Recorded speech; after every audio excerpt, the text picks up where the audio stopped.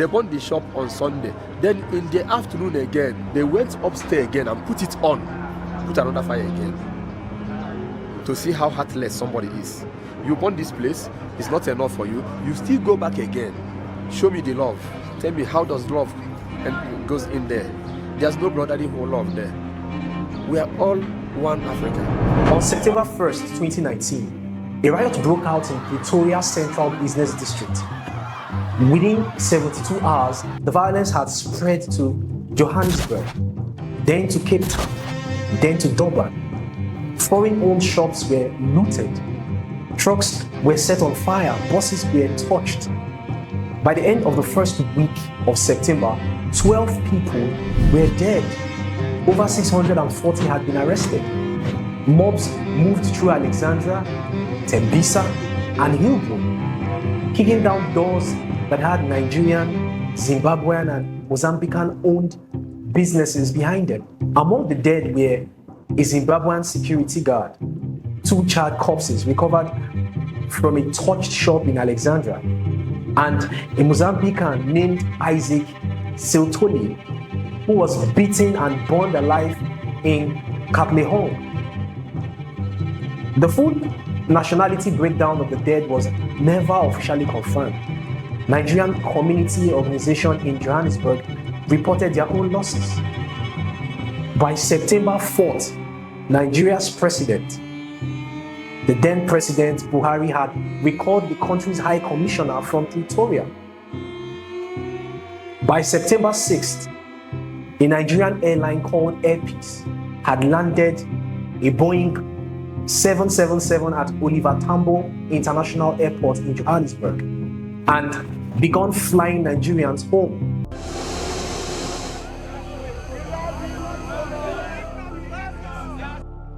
For free. 503 Nigerians took the offer. Some of them had lived in South Africa for 15 years. This is the story of why those riots were not just a spasm of poverty and unemployment. This is a story of a debt, a $61 billion debt that South Africa has never acknowledged. And this is a story of how the country that more than any other paid for South Africa's freedom became the country whose citizens learned to fear the streets of Johannesburg. The story begins on April 4th, 1961. That day, Nigeria's first Prime Minister, Sir Abubakar Tafawa Balewa, sent a letter to the African National Congress. Nigeria had been independent for 6 months. Balewa had been Prime Minister for 6 months, and the only African country with a comparable level of resources. Ghana had already begun supporting liberation movements across the continent under Kwame Nkrumah. Balewa decided Nigeria would do more. The letter was the first direct contact between an African head of government and the ANC after the Sharpeville Massacre on March 21st of the previous year, 1960. South African police had opened fire on a peaceful crowd of about 5,000 people gathered outside the Sharpeville police station. They were protesting the passed law. The police fired 1,344 rounds in roughly 40 seconds.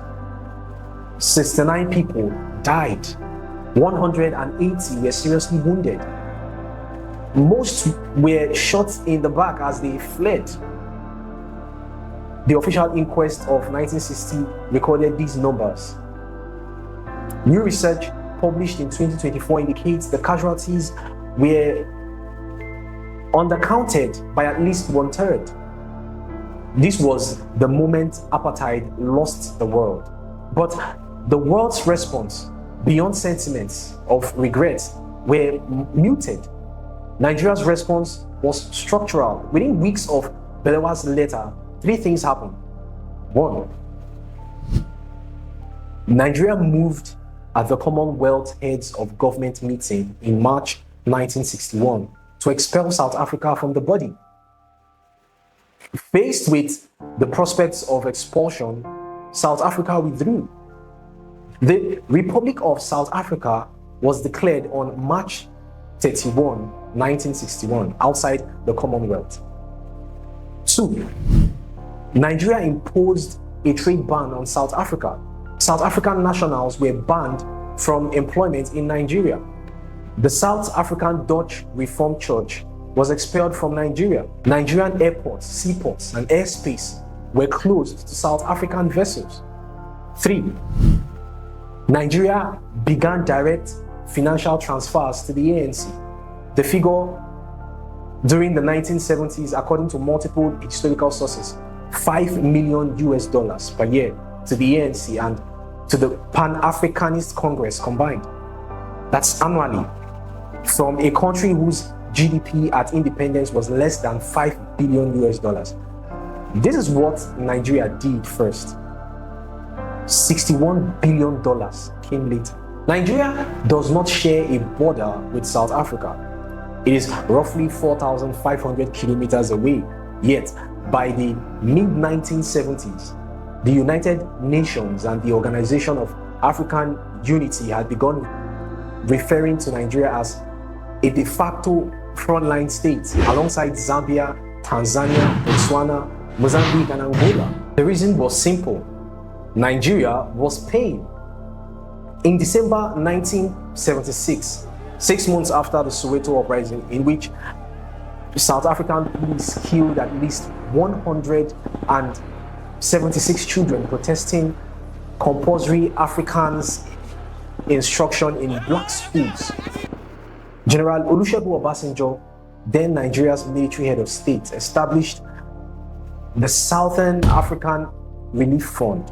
The military government's initial contribution, $3.7 million. Obasanjo personally donated $3,000. Each member of his cabinet was required to donate $1,500. The fund was made compulsory across Nigerian society. Civil servants had deductions taken from their salaries. School children were instructed to contribute. Market women in Lagos and Kano organized collections. The money was funneled to ANC operations in exile, to refugees, to the families of detained activists, and to frontline states absorbing them, particularly Zambia and Tanzania, where ANC training camps were operating. The Nigerian musician Sonny Okosun released Fire in Soweto in 1977 as a tribute to the uprising. It became one of the most popular songs in Africa that decade. Nigerian universities offered scholarships to South African students fleeing apartheid.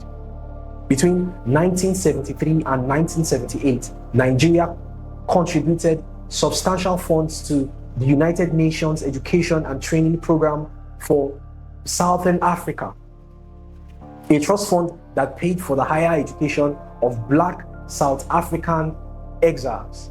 According to Business Day Nigeria, citing records from the now defunct African Standard newspaper, Nigeria issued more than 300 passports to South African nationals fleeing apartheid in the 1960s and the 1970s. 300 South Africans walked around the world carrying green Nigerian passports. Without those passports, they could not travel, they could not study, they could not work. Nigeria was, in every functional sense, their country. On July 30th, 1979, the permanent secretary of the Nigerian Federal Ministry of Petroleum, Festus Mariho, sent a telegram to British Petroleum Nigeria Limited. The telegram instructed BP that Nigeria would be increasing its participation in the company's Nigerian operations to 100%. BP at the time was the largest oil company operating in Nigeria. It controlled approximately 9% of BP's global crude supply. Obasanjo's government had nationalized it. The official reasons given were twofold. First, the British government, then under Prime Minister James Callaghan, had been quietly facilitating the recognition of the Bishop Muzorewa regime in Rhodesia, an internal settlement that excluded the genuine liberation movements. Second, BP itself was supplying oil to apartheid South Africa via a sanctions-busting pipeline through Rhodesia. Nigeria's position: Britain could not have it both ways. It could not host Commonwealth meetings condemning apartheid while its national oil company kept the apartheid economy running. The nationalization occurred on the eve of the Lusaka Commonwealth of Governments meeting in August 1979, the meeting which Margaret Thatcher, newly elected Prime Minister, was expected to soften Britain's posture towards Rhodesia and South Africa. Nigeria's move preempted her. The Lusaka meeting produced the Lancaster House Agreement, which led to majority rule in Zimbabwe in 1980. Historians of the period, including the British scholar John Heafy, have credited Nigeria's BP move as a decisive pressure point that forced Thatcher to back down. Nigeria did not just nationalize BP, it also nationalized Baikals Bank's Nigerian's operation, the same bank that was a major lender to apartheid South Africa. The combined revenue Nigeria gave up was substantial. BP's Nigerian operations alone represented a significant fraction of the country's foreign exchange. In an oil export economy, nationalizing the dominant foreign operator was an enormous economic gamble. The figure of $61 billion is not invented. It comes from South African Institute of International Affairs, a research-based organization in Johannesburg, founded in 1934 and considered one of South Africa's most credible foreign policy think tanks. Their assessment is that between 1960 and 1995, Nigeria spent an estimated $61 billion supporting the anti-apartheid effort, more than any other country. The figures include direct financial aid to the ANC and PAC, sustained from early 1960s through 1994, the Southern African Relief Fund and related programs, revenue forgone from the trade ban with South Africa, maintained for over 30 years, costs absorbed from the BP and Baikals nationalizations, transfers to the official frontline states, Zambia, Tanzania, Mozambique, Angola, Botswana, and later Zimbabwe, scholarships and passports and education grants to South African nationals, military trainings. The Kaduna 1st Mechanized Army Division of the Nigerian Army provided secret training to ANC guerrilla forces from 1970s onward.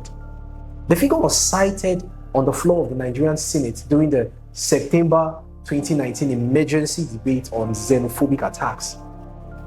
It has been acknowledged on South African side by Mangosuthu Buthelezi, the former South African Minister of Home Affairs and leader of Inkatha Freedom Party, speaking at Olusegun Obasanjo's 82nd birthday celebration in March 2019.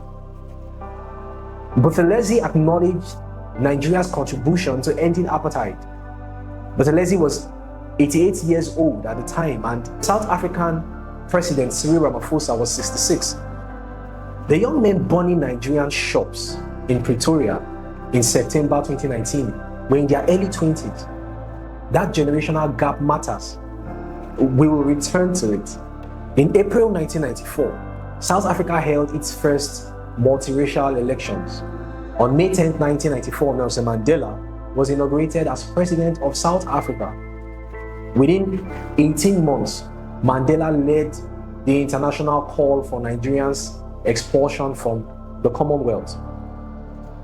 The cause was Ken Saro-Wiwa. Saro-Wiwa was a Nigerian writer, environmental activist, and founder of the movement for the survival of the Ogoni people, a movement protesting Shell Oil's environmental destruction of the Niger Delta.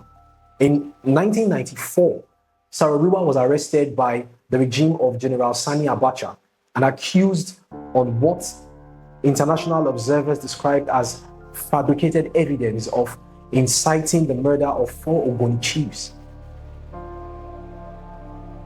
On November 10, 1995, Sarawiwa and 8 other activists, Sunday Dobi, Paul Levura, Nodo Ewo, Felix Norte, Daniel Boku, Brenem Kobel, John Kupunian, and Baribo Bera were hanged in Port Harcourt.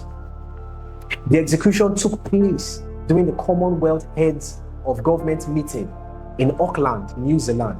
Mandela, attending his first Commonwealth meeting as head of state, had personally appealed to Abacha to halt the execution. So had US President Bill Clinton, British Prime Minister John Major, and the Commonwealth Secretariat. Abacha proceeded. When the news reached Auckland, Mandela publicly called for Nigeria's expulsion from the Commonwealth. According to reporting from Interpress Service at the time, Mandela said the execution amounted to a heinous act. Canadian Prime Minister Jane Churton, who had also appealed to Abacha, supported Mandela's call. By November 11, 1995, Nigeria was suspended from the Commonwealth. The suspension lasted until 1999 when Olusegun Obasanjo, the same man who had nationalized BP, became the first civilian president since the return of the military rule. This is the moment in the relationship that historians treat as the rupture. Because the country Nigeria had spent 35 years and $61 billion defending, turned around 18 months after liberation and led the campaign to suspend Nigeria from the international body. There were defensible reasons for Mandela's position. Sarawiwa was a friend of South Africa's struggle. Abacha was a brutal dictator. Mandela had a moral case to make, but there is no documented record of Mandela in his 5-year presidency ever publicly acknowledging the financial scale of Nigerian support for the anti-apartheid struggle. There is no monument to Nigeria's contribution at the apartheid museums in Johannesburg. There is no chapter on Nigerian solidarity in the standard South African secondary school curriculum. There is no annual commemoration. When Nelson Mandela died on December 5th, 2013, Nigeria's then president, Goodluck Jonathan, attended the memorial service. According to multiple Nigerian media, including Tory News and Sing African magazine, Jonathan was not given a speaking slot during the official ceremony. Neither was Kenneth Kaunda, the former president of Zambia, whose country had hosted the ANC's exile leadership for decades. Kaunda protested. Eventually he spoke. Jonathan did not. Xenophobic violence in post-apartheid South Africa is not an event, it is a pattern. In 1994, just months after the first democratic election, the Boyelekaya, meaning Go Back Home campaign, began in Alexandra Township. Armed gangs marched suspected undocumented migrants to police stations and demanded they be deported.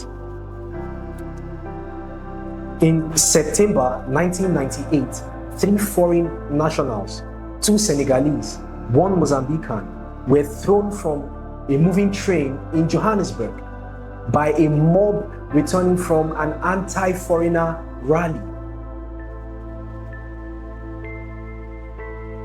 In 2000, 7 xenophobic killings were recorded in the Cape Flats district of Cape Town. On May 11, 2008, a series of riots began in Alexandra. Within 2 weeks, the violence had spread to 7 South Africans, 9 provinces. According to Human Rights Watch, the death toll was 62, including 21 South Africans, 11 Mozambicans, 5 Zimbabweans, 3 Somalis and others. 342 foreign-owned shops were looted, 213 were burned.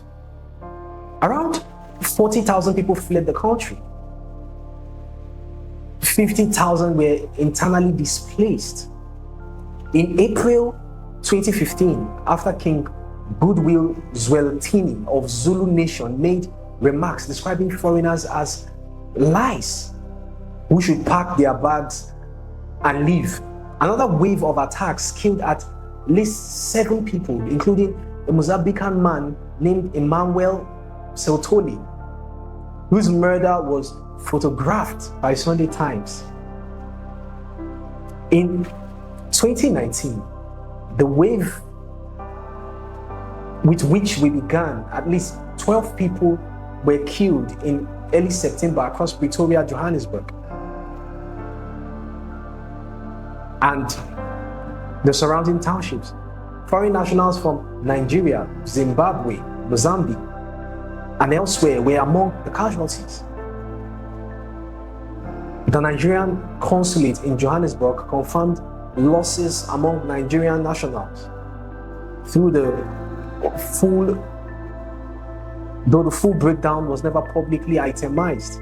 In June 2021, a vigilante movement called Operation Dudula. The term Dudula means to force out in isiZulu. It was launched in Soweto. Over the following years, Dudula affiliated groups carried out forced evictions, attacks on migrant traders, and identity checks at hospitals and schools. In April 2025, the violence resumed.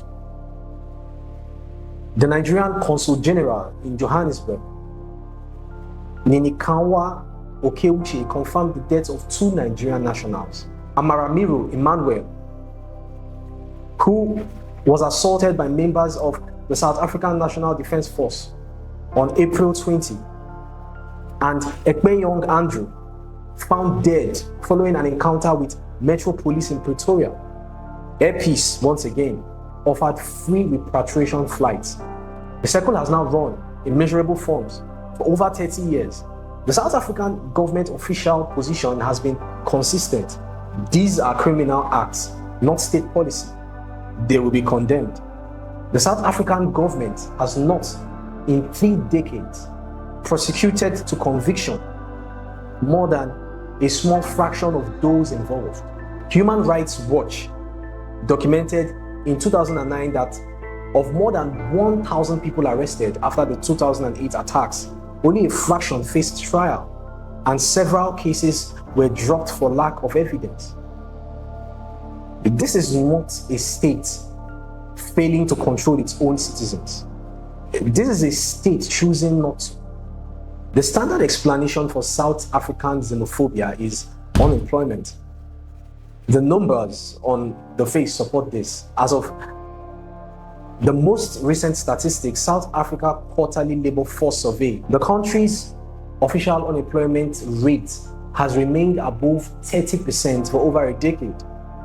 The expanded definition, which includes people who have stopped actively seeing work, sits close to 42%. Among South Africans aged 50 to 30, the youth unemployment rate by the expanded measure has at points exceeded 60%. These are devastating numbers, but they are not by themselves an explanation, because the immigrant population in South Africa, by statistics, is approximately 4% of the total population, roughly 2.5 million people in a country of 62 million.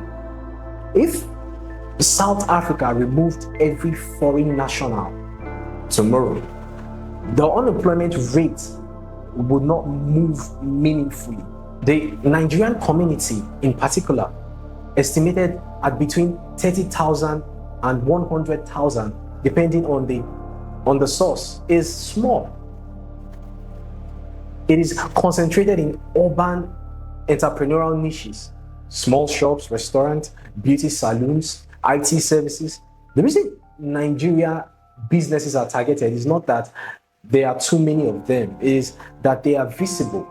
And there is a second factor that South African political analysts have identified, but which the South African political establishment has been reluctant to confront. The ANC, the political party of Mandela, has governed South Africa continuously since 1994.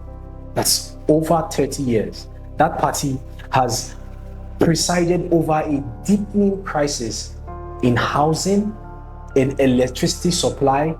The country experiences scheduled power outages known as load shedding in water infrastructure and in policing. When community frustration builds, it has historically been politically useful for that frustration to be directed outward rather than upward.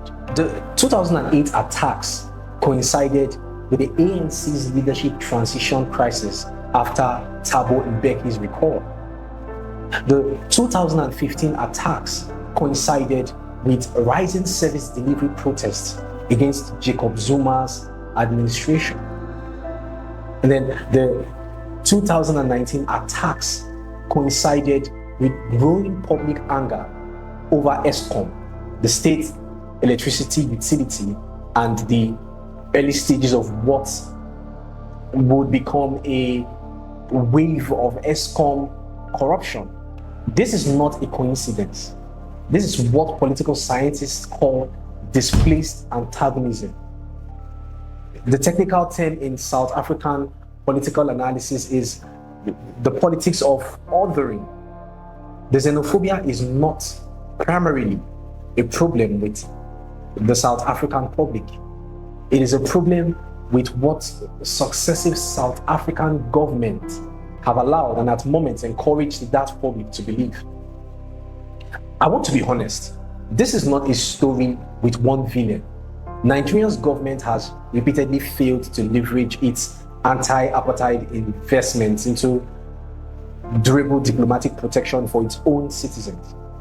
The pattern of Nigerian response to South African xenophobic attacks has been remarkably consistent across administrations, under Buhari, under Goodluck Jonathan, under Olusegun Obasanjo himself. The pattern: outrage, recall the High Commissioner, send an envoy, accept the apologies, move on. Within 4 months of the September 2019 attacks, Nigeria's High Commissioner to South Africa was back in Pretoria. Direct flights resumed. South Africa corporations operating in Nigeria, MTN, ShopRite, Stanbic IBTC, MultiChoice, we are not sanctioned. None faced bilateral pressure.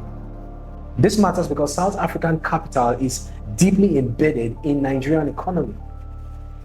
MTN Group in particular runs one of its largest and most profitable subsidiaries in Nigeria. Nigerian operations are consistently among MTN's most significant revenue contributions across the African continent. Nigerian capital is barely embedded in the South African economy. The bilateral relationship is asymmetrical.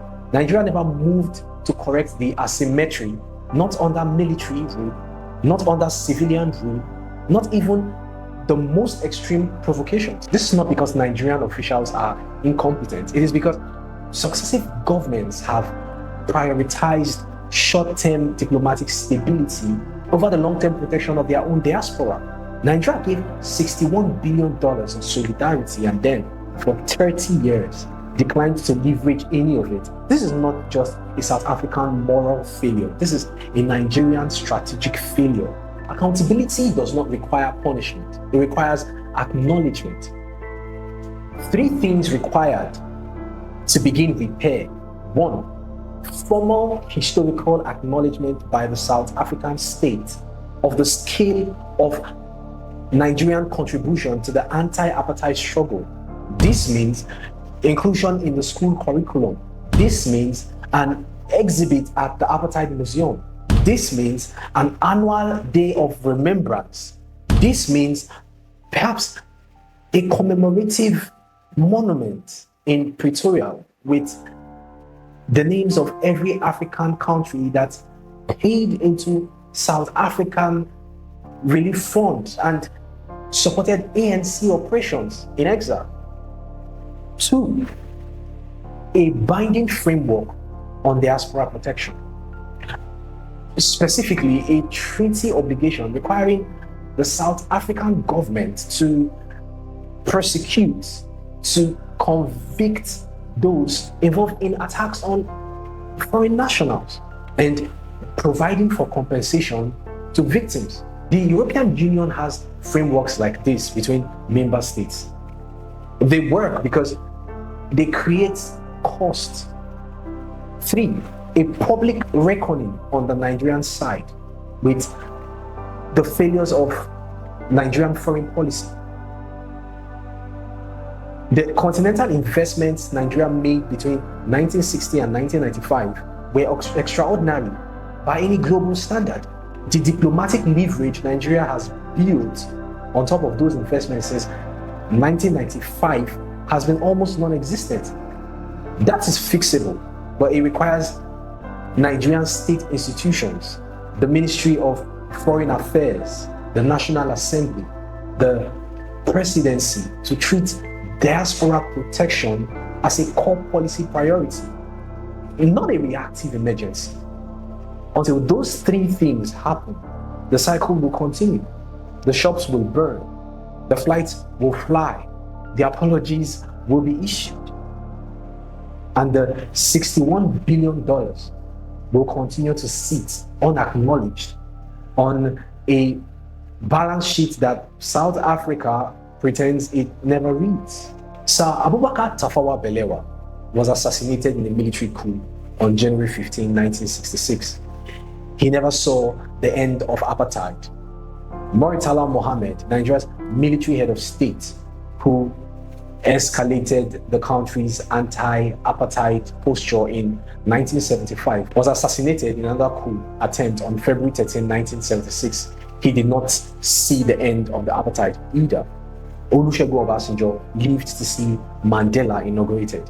He met him many times. Obasanjo is now 89 years old. He's one of the few Nigerians alive who can tell the full first-hand story of what Nigeria spent and what was lost to free South Africa. There is no South African presidential statement on record from Mandela, from Mbeki, from Malanthe, from Zuma, from Ramaphosa that acknowledges the $61 billion figure or commits the South African state to formally recognize.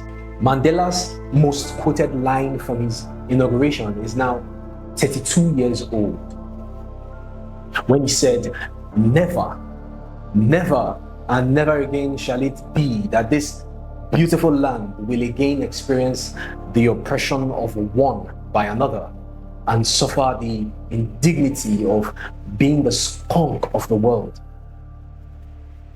In every year since that line was spoken, foreign nationals in South Africa have been attacked. In every year, the state has condemned this attack. In every year, the prosecution have lagged. And in every year, the country that paid for the freedom that made that speech possible has watched its citizens flee. Nigeria paid $61 billion for South Africa's freedom. What South Africa did with that freedom is now South Africa's question to answer.